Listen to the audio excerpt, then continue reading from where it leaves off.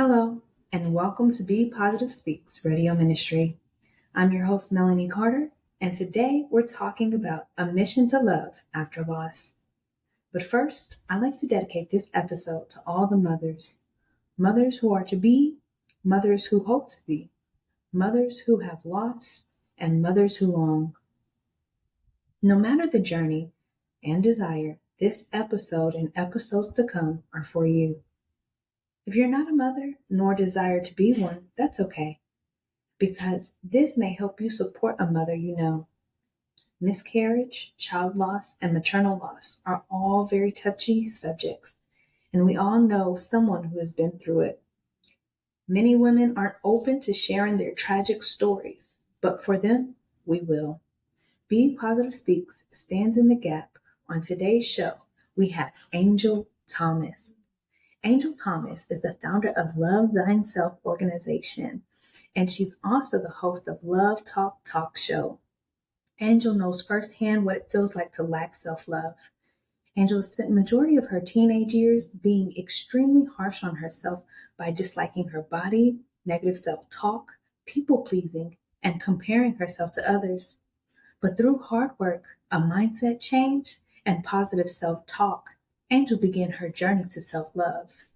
Angel is now a self-love coach on a mission to empower girls to love themselves, practice self-care, and build their confidence. She invites her followers to change lives and get involved today. Angel, welcome to the show. We are so glad to have you on. Can you tell us about your journey to being a talk show host and a founder of a nonprofit organization after loss of a miscarriage? Absolutely. Thank you so much, first and foremost, for having me on your radio show. I'm honored and it's a privilege. It really is a privilege. And to answer your question, it was a journey. I am just now getting to the point of loving myself, truly loving myself. And it took a while. I just made 30 and it's really a process. It's a journey. And what I've learned is I had to put God first. So God has really gotten me to the point of first liking myself to be able to love myself. And I actually had two miscarriages. I had a miscarriage before my oldest son, who is 5, and I had a miscarriage, I believe it was 2 years ago, at 26 weeks pregnant. I had a miscarriage, and it took a toll on me. It really did. It it it was heartbreaking. You just don't expect things like that, and you blame yourself. You wonder what happened. What did I do wrong? You know, and a lot of times, in my case, there was nothing that I did that was wrong. It just happened, and I recently just had another baby 6 weeks ago, so you may hear her in the background. But in that process of learning to love myself, having a miscarriage, now having another baby with other kids, it really just taught me that God is the source. Everything happens for a reason. It's hard to believe that we lose a child. There's a reason behind it, but it brought me closer to God and it brought me closer to self. So it helped me to learn to love myself and to know myself and to get in my word. So I hope I answered your question. Yes, you did. And I love that you have brought up that God is the source of your success. I think that's a very important principle to have. A lot of people think that if they grind and work hard, that this will be their success. But really, it's getting to know the Lord and what his plans are for you. And he will reveal those things by his spirit. And so I love that you have brought that into the light. We were talking about how we have to process these things. Angel, what was your processing period like before you got into being a talk show host? Honestly, I'll be 100% transparent here. My thought process was the grind. Let me grind. Let me meet these, connect with people who can help me take my business to another level, and just no days off type mentality. But I realized that I wasn't really progressing how I wanted to, or how I saw myself progressing. And I realized it was because I was trying to do what I thought I needed to do versus asking God, okay, God, what do you see for me? What do you see for my life? And I'm realizing now my purpose, what he has for me. And it took me to get stripped of a lot of things. It took me to feel like I've been broken, to finally get to that point of, okay, God, now I see what the purpose is. Now I see what I need to be doing. Because before then, honestly, it was like, just I was just running, running, running, but wasn't seeing much progress. So that was my mindset then. But my mindset now is, okay, God, what do you see for me? What am I supposed to be doing? And that's not an easy question. When you ask that question, you have to be prepared for the outcome, because he's going to take, for me in my situation, he's taking me through things to be able to share with women, okay, this is what happened to me, this is how I got through it. So it's like, okay, God, I see. So that was my thought process then, and that this is my mindset now. Wow. So I first want to say congratulations on your new addition. Oh my gosh, she's so Thank beautiful. I've you. seen pictures. I also want to acknowledge that you addressed how God strips us and takes things away from us and kind of breaks us, but to make us over. And it reminds me of how we are these jars of clay Mm-hmm. and He is the potter and He's molding us. And sometimes you have to break a jar down to reshape it, to get it to where you can remold it, because sometimes it's too hard, it's too moldable, and you have too unmoldable. Mm-hmm. So um you have to grind it down to dust again, to pour more water into it to remake it. I really love that you have put that illustration in our mind, and I'm curious as to how Love Talk was birthed out of that stripping process. Yes, so Love Talk was birthed. It's been 5 years since I originally started it. And I started it because I didn't love myself. It's That's the root of everything for me, just not loving myself. And I had went to a networking event, and these women on a panel, they were sharing their stories, and they were saying, tell your story, tell your story. That's what I just kept, that's the word that stuck with me at this event that I went to. And at that time, I had just had my oldest son, who's 5 now. And I was telling my husband, I was like, look, I just don't feel like myself. I need to get out of this house. Watch the baby for me, please. I just need to go. And when I went there, the ladies were saying how much, just tell your story. And I can vividly remember in that time how much I hated my body. I hated how I looked in anything. I couldn't fit any clothes. This was my first child. So it was just like I wasn't myself. I naturally have a bubbly personality. I'm a networker. I can work a room, but I just wasn't feeling like myself. And after I kept hearing tell your story, I jumped in the car after and I went live. I had never gone live before. I was scared to go live, but I went live and I was just talking and I was saying how I was feeling, postpartum, and I just don't like my body and this and that, and things that we as women go through, but in my opinion is not talked about enough. And so many women came to me, it was like, Angel, I feel like that, I feel the same way, you know thank you, you need to keep doing it. So that's how it was birthed. And throughout the years it grew. And a couple years later, that's when I had my miscarriage at 26 weeks pregnant. And I shared with everybody what happened, because I had just stopped recording, stopped doing Love Talk, because it was a lot on me. I didn't know what to think or feel. I didn't want to feel judged. And, so I had all of these things, these thoughts and things coming in my head. And again, that same voice was saying, tell your story. So I recorded a video and I told my story. This is what happened. This is what I'm going through at 26 weeks pregnant. I no longer have a baby. My stomach, the baby one day was in my stomach. Now it was a girl. She wasn't in my stomach anymore. And it was hard, you know.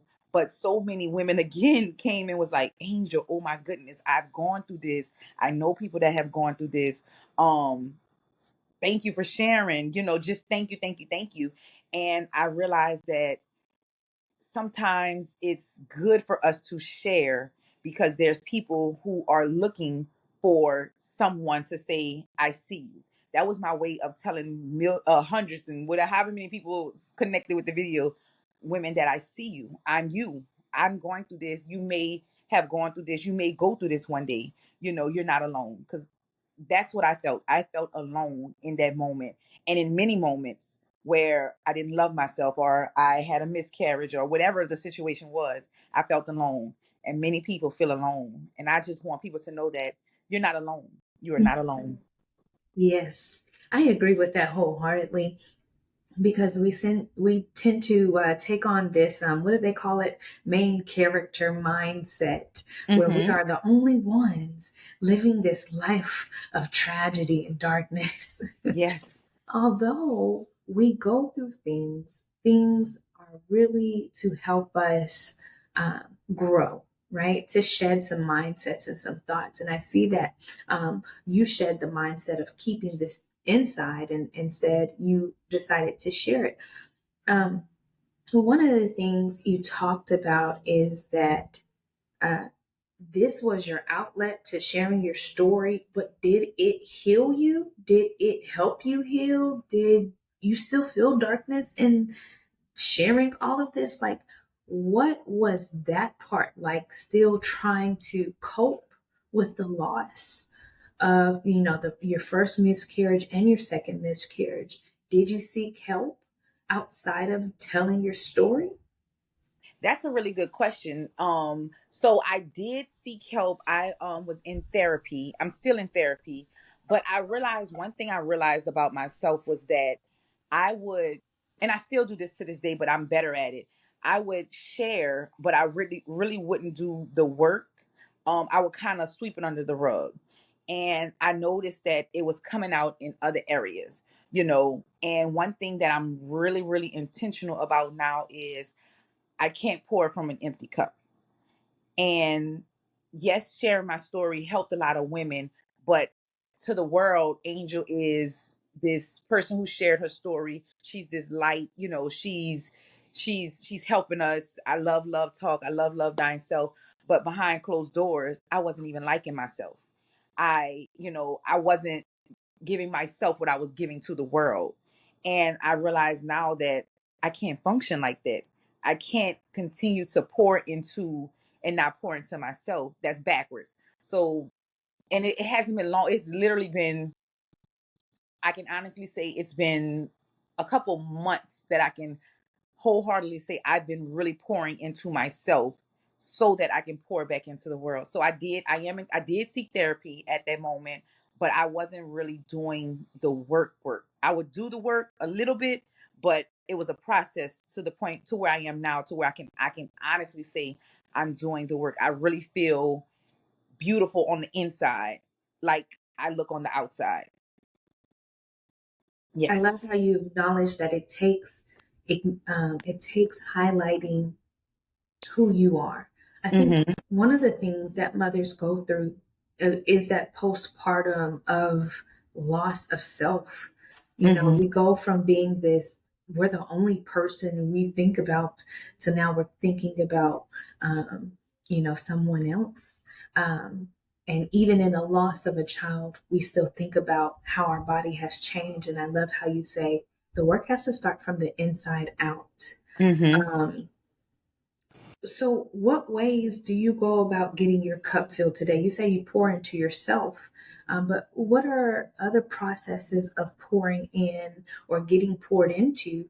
I would really love for you to start with the process of how you pour into yourself, and then how maybe you get others poured into you. Or Mm-hmm. So this is very, very new for me. I have to, again, I'm gonna be transparent with y'all. So I am a self-love coach and all of that. And I said I'm in my stripping season. God is just stripping me of a lot of things. And it's hard. as far as pouring into myself right now, I'm trying new things because I don't know what I like. I honestly lost my identity in being a wife, in being a mother. I i just identified with those roles so much that I lost sight of Angel. So I posted a post on Instagram the other day, and I put on Facebook, I put, I missed you, Angel, because I did. I went to a lounge with my cousins, and I just had a good time, listening to music. I did R&B night with some of my friends. We danced and we laughed, and I'm going skating with my friend tomorrow. Just doing things that I have lost sight of. I made a list of things that I want to do. I want to go rock climbing. I want to do pottery. I want to do salsa dancing. I want to do things that I wouldn't normally do to see what I like. Because as a mom, we literally pour into everybody, and we don't get poured into enough, in my opinion.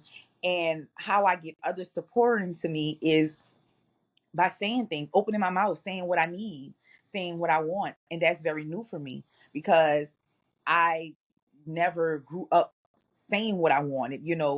I felt like I didn't have a voice, and I just accepted what anybody gave me. And so, but that's not Angel anymore. That's not, my standards have changed. So that's how I get poured into. I open my mouth and say what I want and need. Mm, that old saying, closed mouths don't get fed. I At love all.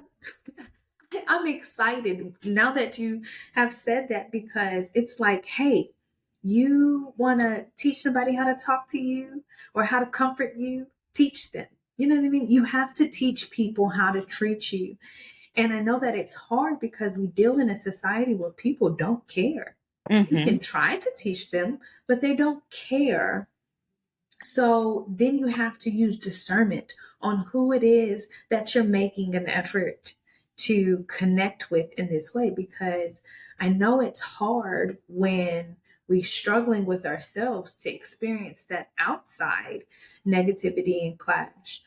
I want to know what you would offer someone who is experiencing outside negativity and clash, especially from close people in their proximity, and how they can love themselves through their dark, traumatic moments. Mm-hmm. That's really good. I love that question because there's something that I'm telling myself now, Angel, you can only focus on what you can focus on what you can control, and that's only yourself. You can only focus on yourself because you can only control yourself. Um and I would also say do the root work. Do the root work. For me, I had to do the root work, and the root of everything for me was me feeling like I wasn't enough. And I have to continuously affirm myself, you're enough. You're enough, because that shows up in every area of my life that I feel like I'm not enough. So do that root work and focus on what you can control, because the outside noise and negativity, all that stuff is going to be there. No matter who you are, it's going to be there. But focus on what you can control, which is yourself. You know, that is the story of my life right now. I was talking to a friend of mine about how we have different relationships in our lives, whether it's with people or whether it's with the desires of our heart. Say, for Mm-hmm. example, there's some people who desire to be professional athletes as well as radio hosts. I'm talking about myself, you all. As well as ministers, and they're very multifaceted parts of ourselves. But at the core of who we are, we have to remain the same. But it's so hard because it's like, if you step out there, you take a risk. You take a risk of getting negative comments. Everybody's not going to love you. Everybody's not going to like what you do. Everybody's not going to like what you talk about. And you're also fighting internally those thoughts because you have the enemy telling you, man, watch what you say, be careful, you're insensitive, you're not nice, you're not. And so you're battling in the spiritual realm and in the physical realm, mostly in the spiritual realm, we know, right? Because that's what our battle is truly against. As you walk through this journey of experiencing So your story is you've experienced miscarriage, child, miscarriage, child, and still, even through all of those desires, you were lacking angel and you had to find angel again. And did it ever feel like every time you hit a wall, you couldn't get back up? What was your drawing point out of those dark pits? What really kept you fighting to stay in the light? For me, it was my desire for more. I just wanted more. I want more. And I had to connect the dots for myself. Okay, Angel, why are you feeling like this? Why are you attracting the same things that don't align with you?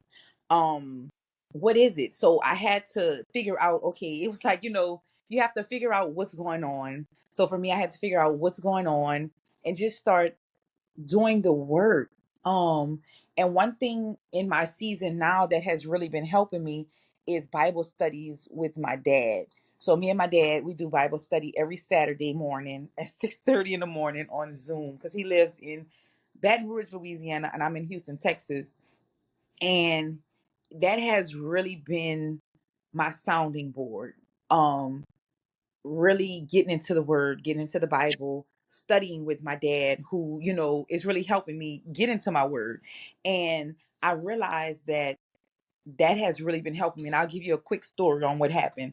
My son had football practice. He's 5 one day, and I was sitting in the car and something just told me, Angel, look through the Bible and just write down in your journal. I had my journal with me. Write down some of the some of God's promises that are in the Bible. So I was Googling it, writing it down, going through the Bible, finding it. And the next night, which was what was it? The 4th of July. The 4th of July, my kids wanted to see firecrackers, so I took them to see fireworks, and I used my GPS to get to where we were going. And it was just so many people. My connection was bad. And going home, I the GPS just wasn't working. But when we were headed to the fireworks, I started just noticing where we were. And I don't really have a good sense of direction. So I really rely on my GPS for everything. But for some reason I was really looking at just like where we were, the turns, the buildings, everything. And when we were leaving, my connection was bad. And I was getting panicky, but the voice inside just kept saying, Angel, calm down. Just calm down. So I was calming down. My children were talking, asking questions. Can we go to McDonald's? Can we do this? Can we do that? And I said, calmly, I said, y'all, I need y'all to be quiet. Mommy's GPS is not working. I'm trying to figure out where we are. And they usually ask questions, why? But it was silence. Nobody said anything. And I said, okay, calm down, Angel. And in my head, the voice said, what do you remember? That's what I heard. What do you remember? And I started looking around and I said, oh, I remember. And I'm literally talking out loud. I said, oh, I remember this building. Okay, this is my turn. This is where I go.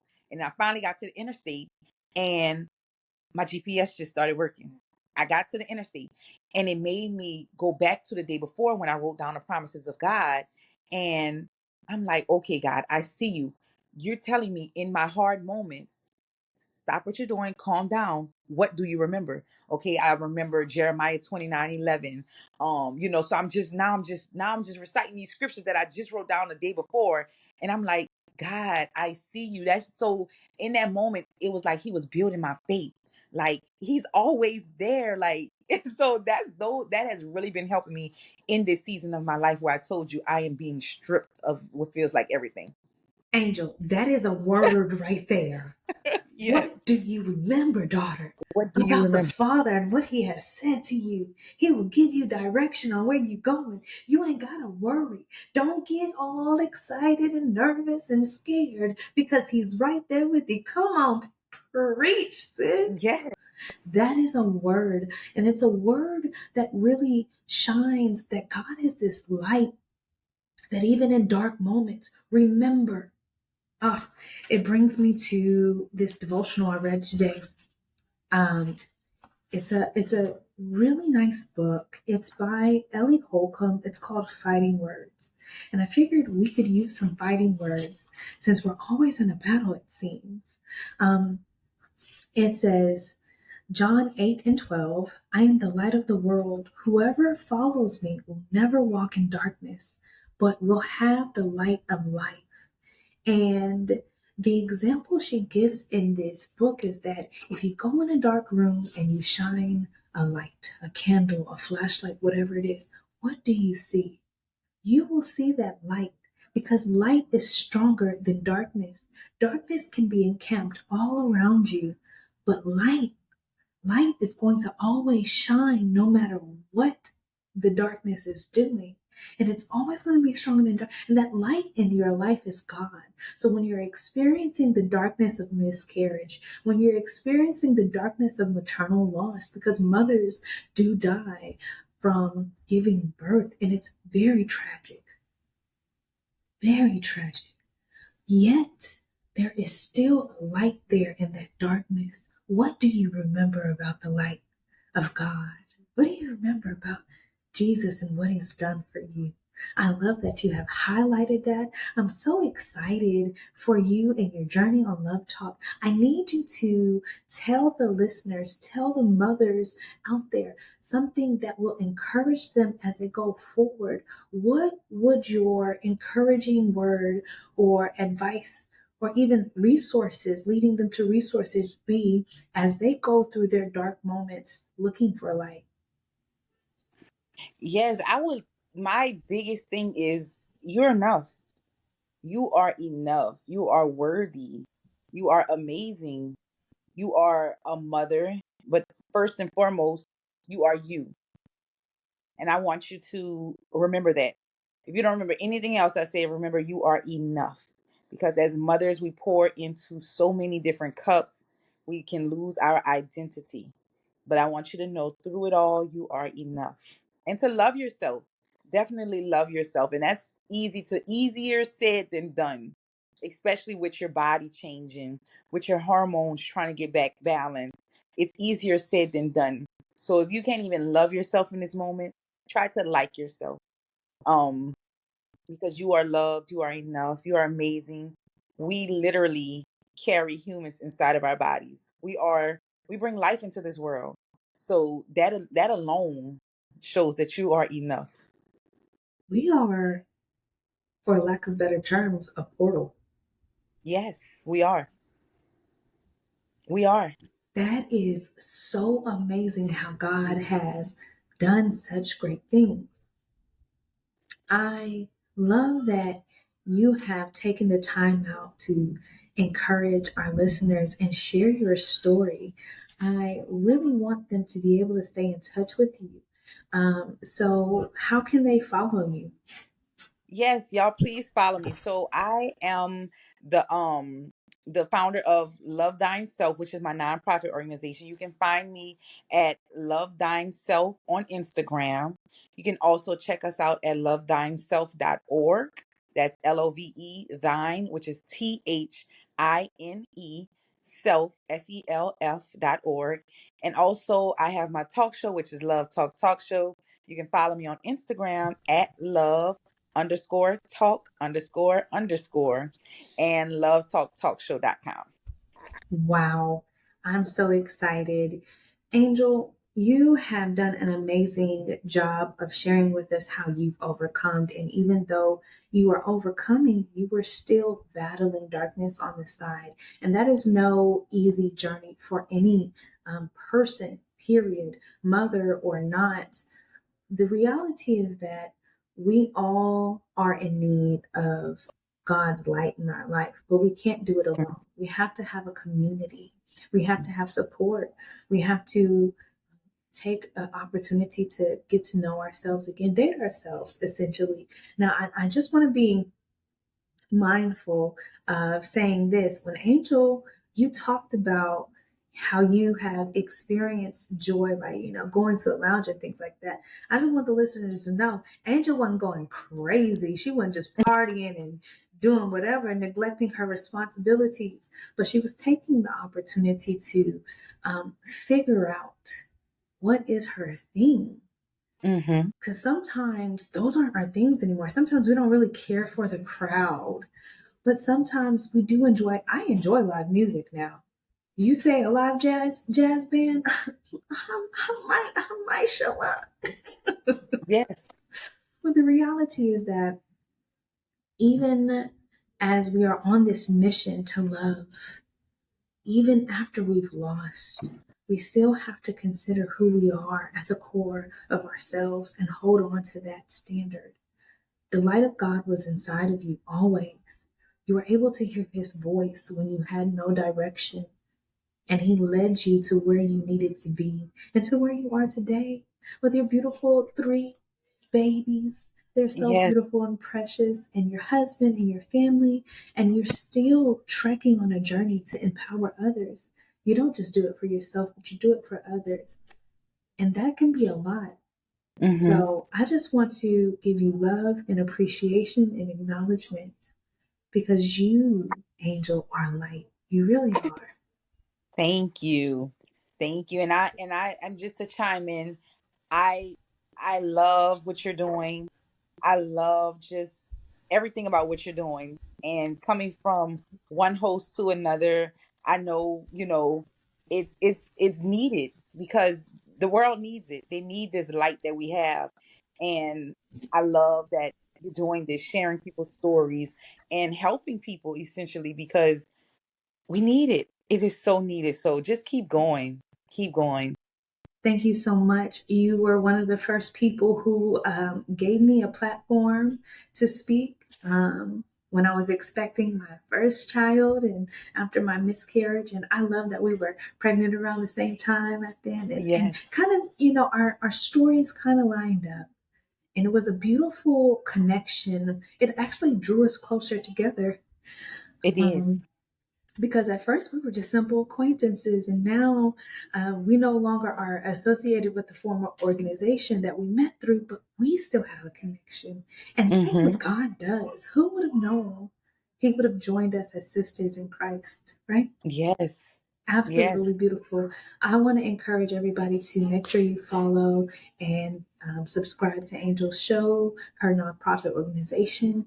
Donate. She takes clothes, funds, whatever you can do to help young women be empowered. Do that. And I think your ministry is not only just for young women, but it can be for young men as well. So she takes young men and boys' clothes as well. So just know that. Um, you are helping someone else when you donate to her nonprofit organization. So that is our show, Angel. That is our Yeah. show. And I am your host, Melanie Carter of Be Positive Speaks Radio Ministry. Thank you for listening and joining me on this positive journey of exploration and inspiration. Remember, if you like this episode and enjoyed the show, like, subscribe, and share. And if you want to join the conversation, please comment below your thoughts.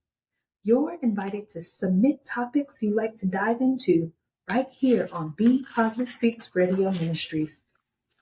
Thank you, and until next time, stay positive and be salt and light in the earth.